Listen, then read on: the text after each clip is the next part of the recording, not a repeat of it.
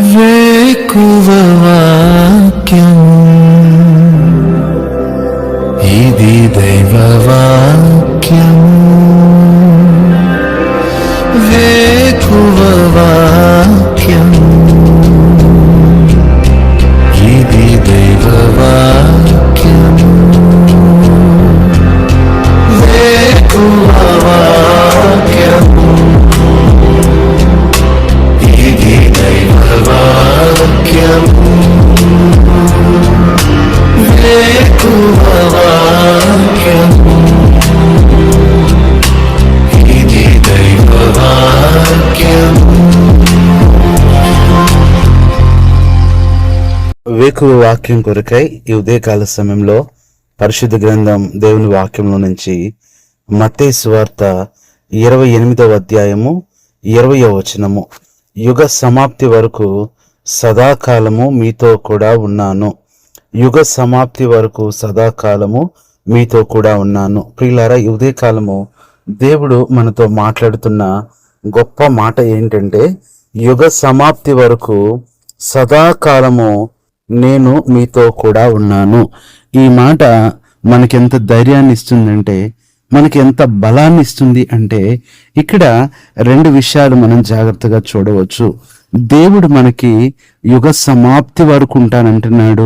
ఏదో వారమో నెలమో సంవత్సరమో లేదా పలానా డేట్ చెప్పి నేను ఇలా ఉంటాననట్లేదు.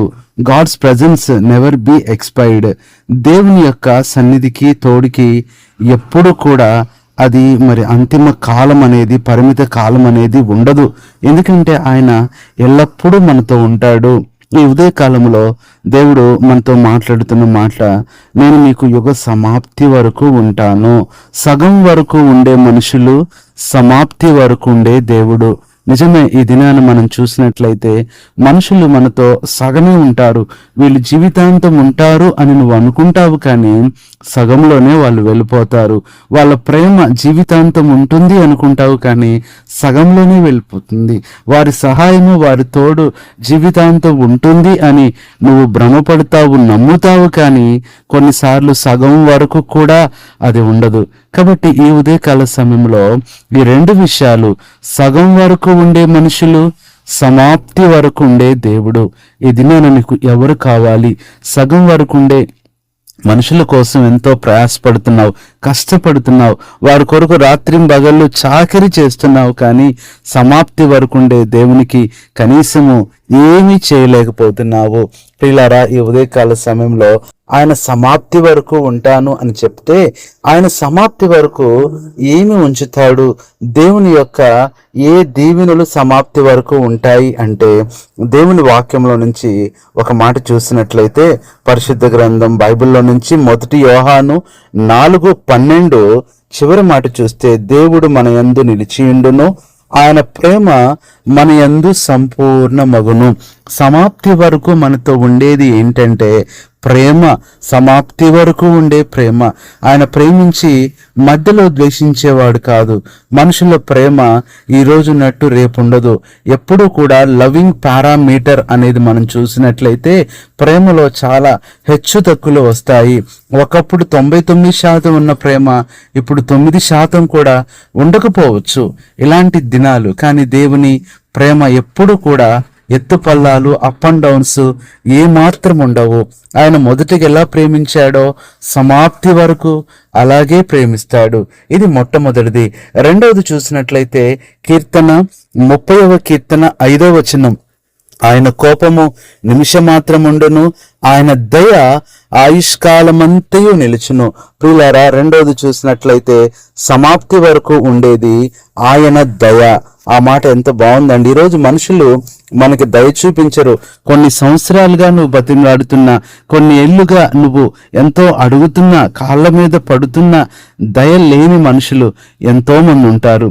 కానీ దేవుడు అలాంటి దేవుడు కాదు. ఆయన దయ నీ మీద యుగ సమాప్తి వరకు, ఆయుష్కాలమంతా కూడా ఉంటుంది. ఇది రెండవదిగా చూస్తున్నాం. ఆయన ప్రేమ యుగ సమాప్తి వరకు. రెండవది ఆయన యొక్క దయా సమాప్తి వరకు. మూడవది చూస్తే ఎజ్రా గ్రంథం 3:11 మీరు వంతు చొప్పున కూడి యెహోవా దయాళుడు, ఇశ్రాయేలు విషయమై ఆయన కృప నిరంతరం ఉండును. మూడవది సమాప్తి వరకు ఉండే కృప. దేవుని కృప దొరకటమే కష్టము అయితే ఒక్కసారి దొరికిన కృప దేవుడు సమాప్తి వరకు కూడా నిరంతరం నీకు చూపిస్తూనే ఉంటాడు. ఇది మూడవదిగా చూస్తున్నాము.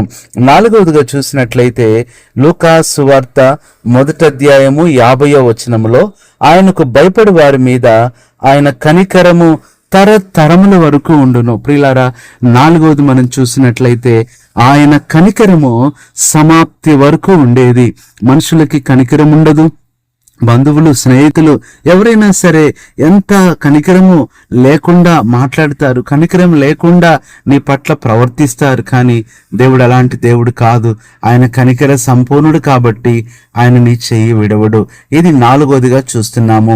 ఐదవది మనం చూసినట్లయితే ద్వితీయోపదేశకాండం 33:26 యెషూరును భయపడకుము, యెషూరును దేవుని పోలిన వాడెవడు లేడు, ఆయన నీకు సహాయము, ఆయన సహాయము. ఐదవది ప్రియులారా, మనకి తోడుగా ఉండేది, మనకు సహాయం చేసేది, సమాప్తి వరకు ఉండేది దేవుని సహాయం. మనుషుల సహాయము అది వ్యర్థము, సగం వరకే ఉంటుంది. చేస్తానంటే చేయకపోవచ్చు, ఒకవేళ చేసినా ఏదో ఆశించవచ్చు, మళ్ళీ ఇబ్బంది పెట్టవచ్చు. కానీ దేవుడు అలాంటి వాడు కాదు.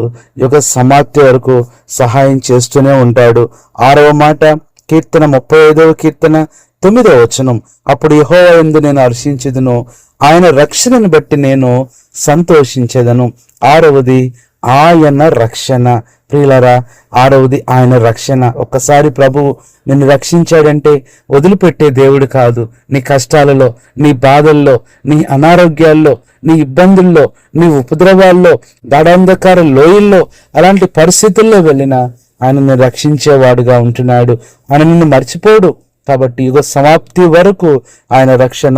7వది చివరి మాట చూస్తే సంఖ్యాకాండం 23:20 మనం చూసినట్లయితే, ఇదిగో దీవించమని నాకు సెలవాయను, ఆయన దీవించెను. ప్రియులారా, 7వది ఆయన దీవెన సమాప్తి వరకు ఉంటుంది.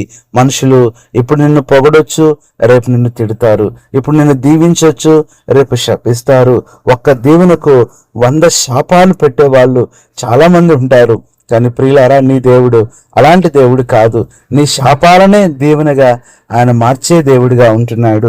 నీ కన్నీళ్లను సంతోషంగా మార్చే దేవుడు, నీ కష్టాలను భాగ్యంగా మార్చే దేవుడు, నీ అవమానాలను ఘనతగా మార్చే దేవుడు, నీ యొక్క శోధనలన్నిటినీ కూడా, మరి ఓటములన్నిటినీ కూడా విజయంగా మార్చే దేవుడు ఉన్నాడు. ఉదయకాలం ఇంత గొప్ప దేవుడు నీకున్నప్పుడు ఎందుకు దిగులు పడుతున్నావు? సమాప్తి వరకు ఆయన నీతో ఉండి ఈ 7 నీకు సహాయం చేయను గాక. పరిశుద్ధుడైన తండ్రి, ఉదయకాల సమయము వేకువ వాక్యము వేకప్ వర్డ్ మీరు మాట్లాడుతూ వచ్చినందుకు వందనాలు.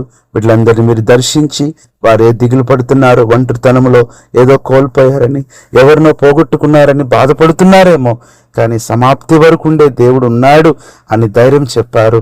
సగం వరకు ఉండే మనుషులు, సమాప్తి వరకు ఉండే దేవుడు అని మాట్లాడిన మాటలు ప్రతి ఒక్కరిలో ఆదరించి ధైర్యపరిచి వారికి సహాయం తోడు ఉండమని, వారి చేపట్టుకొని సమాప్తి వరకు నడిపించమని ప్రభువైన యేసుక్రీస్తు నామములో ప్రార్థిస్తున్నాము తండ్రి, ఆమేన్.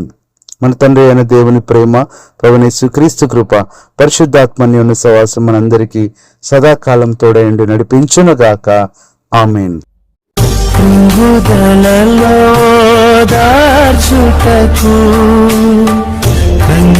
కన్నీటినంతటిని తుడుచుటకు దినమంతా సిద్ధపరచుటకు దైవ చిత్తం గ్రహించుటకు